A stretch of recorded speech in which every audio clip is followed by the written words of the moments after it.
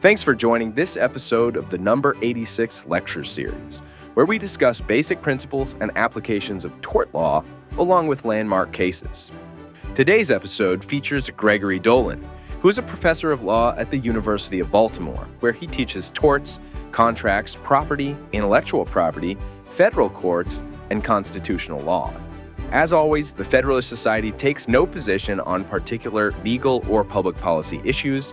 All expressions of opinion are those of the speaker.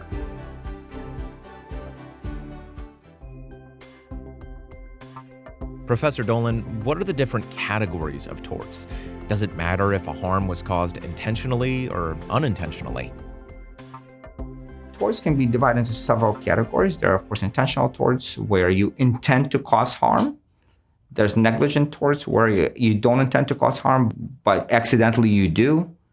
And there's strict liability, which is where you don't intend to cause harm. You don't accidentally do it, but it's just sometimes even actually you did everything you were supposed to do right, but nevertheless, bad things happened.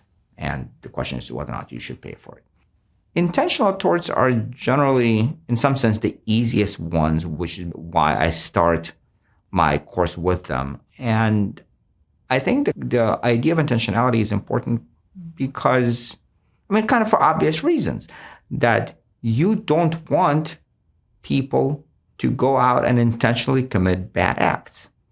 It seems kind of a moral failing if people go out and threaten others, people go out and punch others, people go out and invade other people's property, people go out and steal other people's things, right? People go out and purposefully offend, right? So, say invade, say a private funeral ceremony to say mean things about the deceased, things like that. And I think kind of this idea that we ought to kind of, as a citizens of the free world, ought to feel secure in our persons, in our possessions, in our dignity against purposeful invasion of those things by others is very deeply embedded. I think that's kind of what makes us free. And to allow people just to go around and injure us on purpose seems just very offensive. And so that's why tort law doesn't look kindly upon it. Now, it's important to understand that when we talk about intentional torts and we're talking about intent,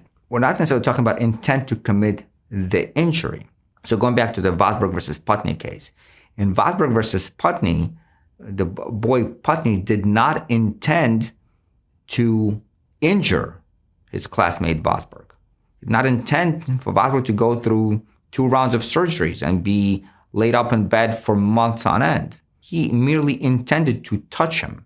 But that touch, because the teacher had already called the class to order and students were supposed to be paying attention as opposed to roughhousing as they would be doing during the break, that touch was wrongful. And that touch was committed intentionally. Putney did not have a seizure where he accidentally touched someone. Putney did not somehow, he was just trying to move his desk and accidentally tapped. Putney touched his classmate on purpose, and that touch was not consented to, and that touch, given its time and place, was wrongful or illegal. And I don't mean illegal in a criminal sense, I mean illegal contrary to our legal standards. And because he did that, and because he did it on purpose, he is then on the hook for all the bad consequences of his bad behavior. So when we talk about intentional torts, we talk about an intent to commit a wrongful act, and Vosburgh v. Putney, an act of touch. In the case we talked about North Carolina trespass, you intended to enter this piece of property, right? You didn't intend to commit a wrongful act, right? So you didn't intend to steal somebody's property. You actually thought it was yours, but you intended to enter this piece of land. And because this piece of land is not yours, that act is wrongful, and therefore you're liable for the consequence of your act. So you don't need to necessarily intend to be bad. You just need to intend to commit a bad act. What about situations where harm is caused, but neither the harm nor the act was intended, such as touching someone by accident? So for example, on battery. So imagine you're riding a subway, right? And all of a sudden there's a jerky stop, right? And you get sort of thrown a little bit. And while doing that, you just try to grab onto something, right? Or maybe you're not even trying, but kind of you're somewhat discombobulated. And as you're falling sort of forwards or backwards, you end up landing your hand on somebody, right? Maybe you end up landing on your hand on somebody's rear end, where generally you don't go around touching people. You generally don't go around touching people. You certainly don't go around touching people unconsented to in that fashion. That's not battery, right? The person who you've touched may be startled, right? But that's an accidental touch, right? You didn't intend to commit that touch, right? And even though the person who you touched may be startled, the person that you've touched may be annoyed, the person you touched may be even turn around and yell at you, what the hell are you doing, right? That's not battery because you had no intention to commit that touch. The only reason you ended up doing it is because the train had this unexpected jerky stop. Contrast it with somebody who goes around on the subway and actually sexually assaults women by grabbing them. So it does, in some sense, it doesn't matter that, such a person in his own mind actually thinks, well, I don't intend to cause anybody any harm. I'm just playing around. I think it's funny. It doesn't matter what that person thinks in his mind. He goes intentionally touching riders on a subway in a way that they're not supposed to be doing. Whether or not he thinks it's a joke, whether or not he thinks it's no big deal, it doesn't matter, right? The act itself is wrongful. Whether or not he intends to potentially hurt a particular victim or not, or whether or not, for example, if he does go around doing that, a particular victim is somewhat particularly vulnerable because, they have some sort of medical condition or prior experience or whatever else. And so he causes more damage than he thought he would have caused. Doesn't matter, right? So in some sense, you can say, there's the same situation. Both times the hands end up in the same place. But the intent is different. In one case, basically, the intent is just to balance yourself and you just end up accidentally touching someone. In another, your intent is actually to go around grabbing people without their consent. So the example with the man intentionally touching women without their consent is an example of battery. What other types of intentional torts are there? There are several intentional torts. I don't teach all of them because you can spend the entire semester doing them, but the top ones that are generally taught are assault, battery. So they're similar, where the big difference between assault and battery is assault is essentially a threatened touch. And battery is a touch that actually occurs. Trespass, it's when you enter into the land of another without authorization or consent. Trespass to chattels, which is where you possess the property, the tangible property of another, not real property. Intentional infliction of emotional distress are the ones that I teach. There are, of course, others such as defamation, libel. There's a number of other ones, but those are defamation and libel. The reason I don't teach them is because they're hard to teach, in part because they have, at least in the U.S., they have a lot of interaction with constitutional law and constitutional protections because of First Amendment concerns. So what can and can't you say? And so how, for example, it applies to public figures versus not public figures. So I leave that for my con law colleagues. But there are those are sort of the basic ones. So assault and battery, you can think of it several situations. I'll give you examples.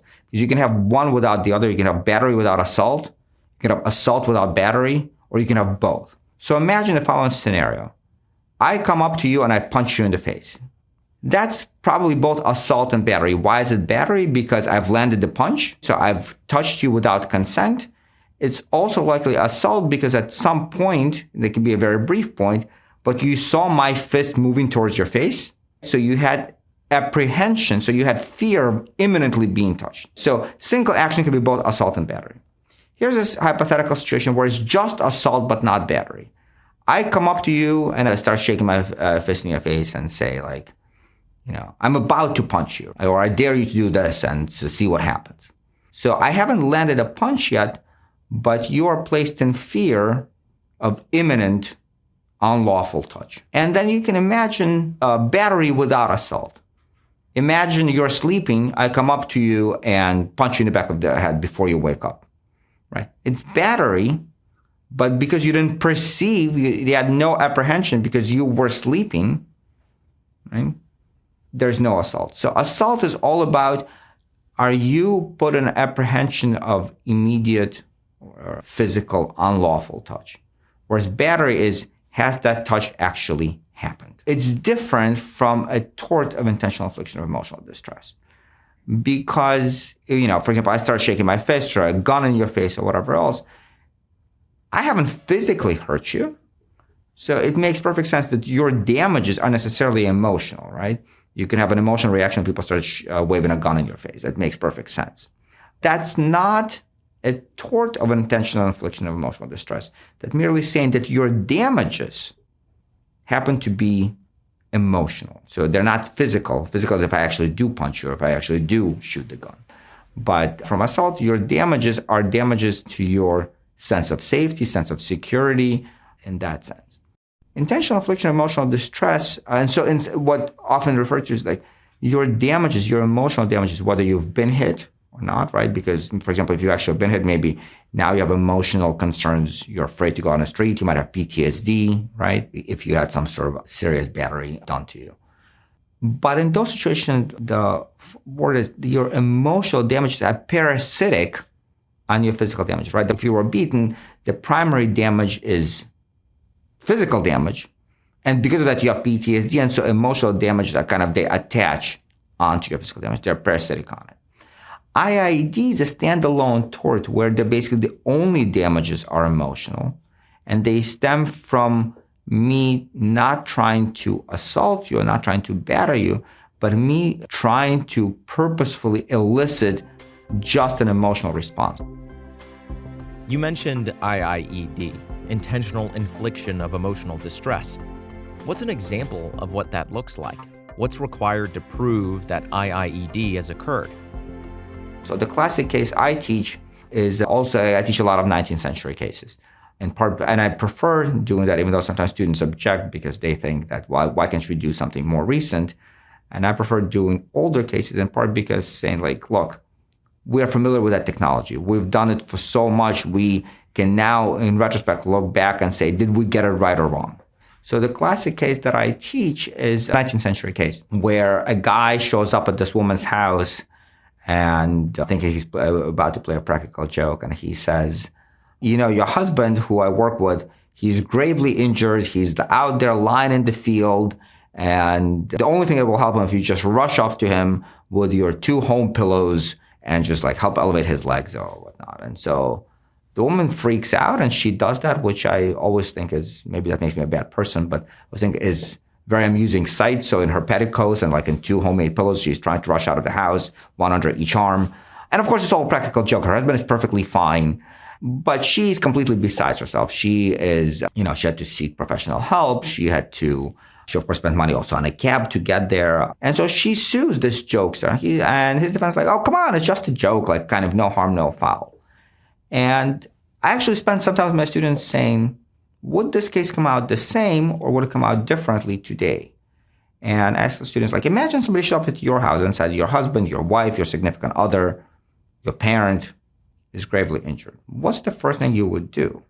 And some students are I'll immediately rush over there. I'm really? Would that be the first thing you would do? And eventually they're no, maybe the first thing I would do is I'll pick up my cell phone and call them. And I'm exactly, right? And you would figure out it's a practical joke and then you'll tell the reporter that he's a jackass and that'll be basically the end of the story and I kick him out of the house. You also would generally know, as bad as it might be to have your loved ones injured, that we have a system in place that will help take care of it. They may have health insurance, they may have all sorts of things. Right? So put yourself in the shoes of this woman in the 19th century. Healthcare is rudimentary. Welfare system doesn't exist.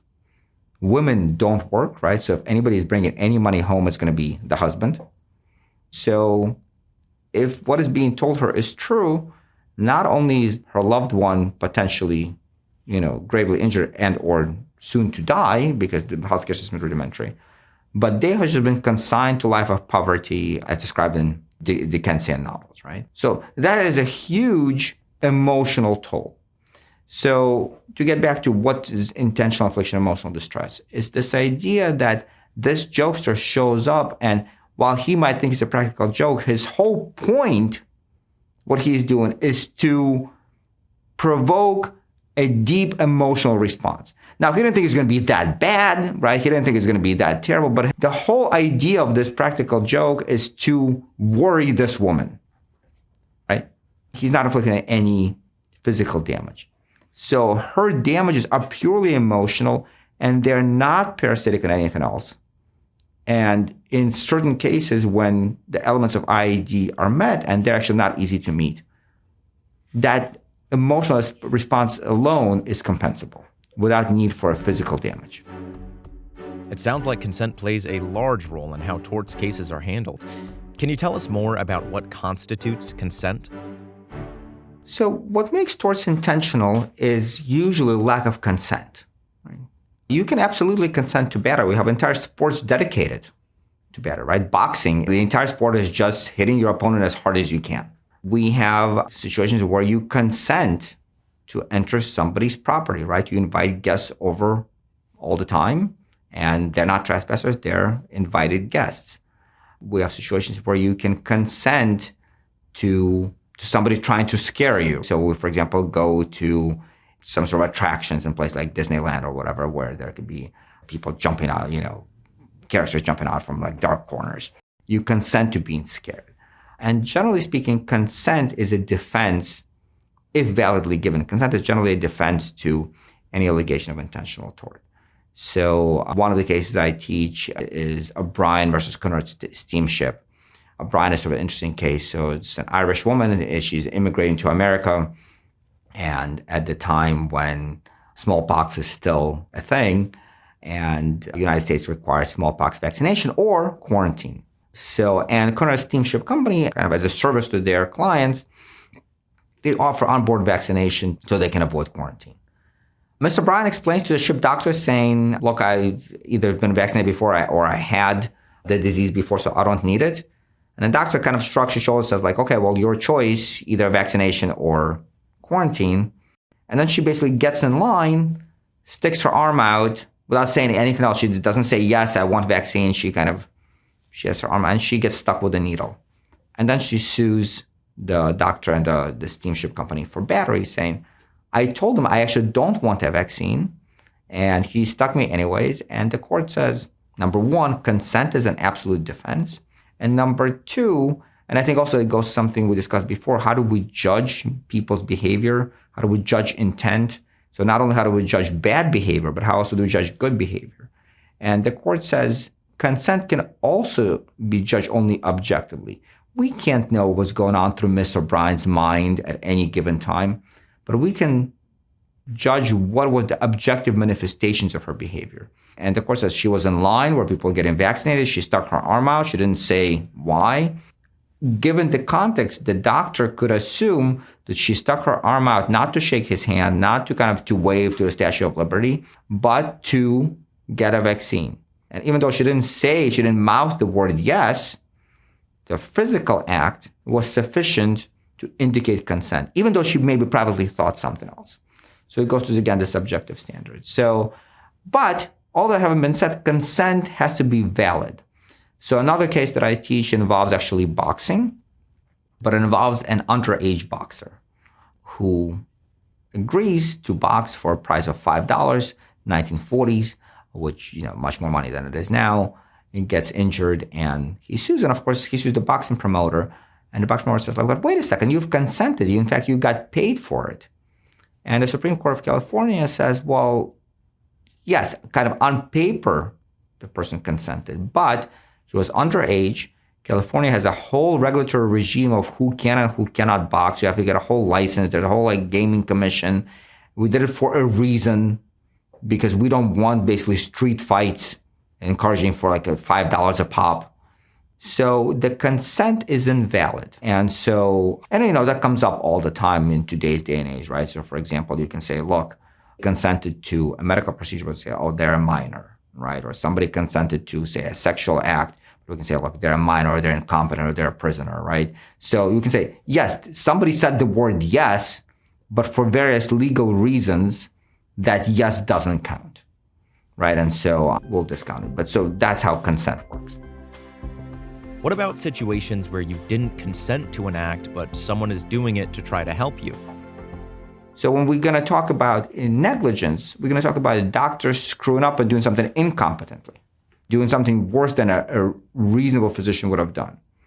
But imagine a world where a doctor does something perfectly, the best in the world, but something you did not agree to. he actually makes you better. You're going to live longer. You're going to have less pain, and yet you didn't agree to it.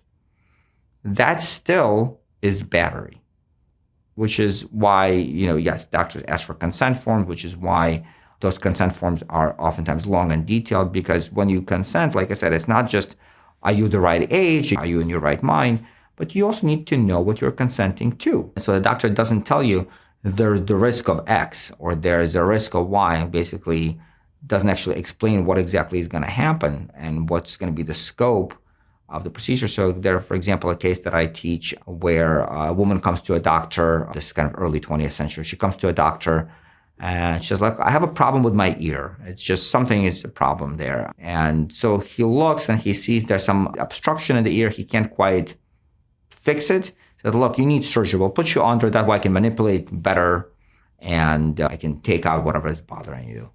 And he says, like, it's your right ear. And so she goes under anesthesia. He finally can, manipulate, like stick all sorts of instruments in there without her being afraid that he's going to hurt her, and realizes that actually the left ear is worse off than the right ear. And he says, you know what? I'm going to fix the left ear because that's really what the problem is. I thought I got a consent on the right ear, but really now that I see what's going on, it's really sort of the left one. And so he does. Unfortunately, it doesn't solve the problem, but there's no allegations he did anything wrong. There's no allegations his surgery was done poorly. Just, as we all know, sometimes medical interventions don't actually work. Right? We try, but it doesn't happen. So she can't sue him for malpractice because he didn't fall below the standard of care. She sues him for battery. So like, I let you operate in my right ear. Nobody told you can touch my left ear.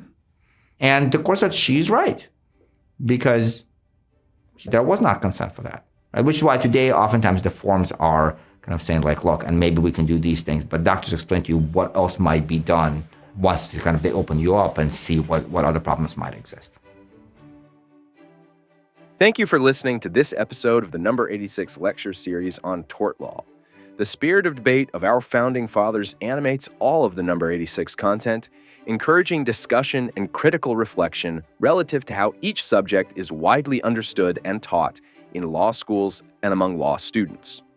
Subscribe to the Number 86 lecture series on your favorite podcast platform to have each episode delivered the moment it's released. You can also go to number86.fedsoc.org for lectures and videos on federalism, contracts, jurisprudence, and more. Thanks for listening. See you in class.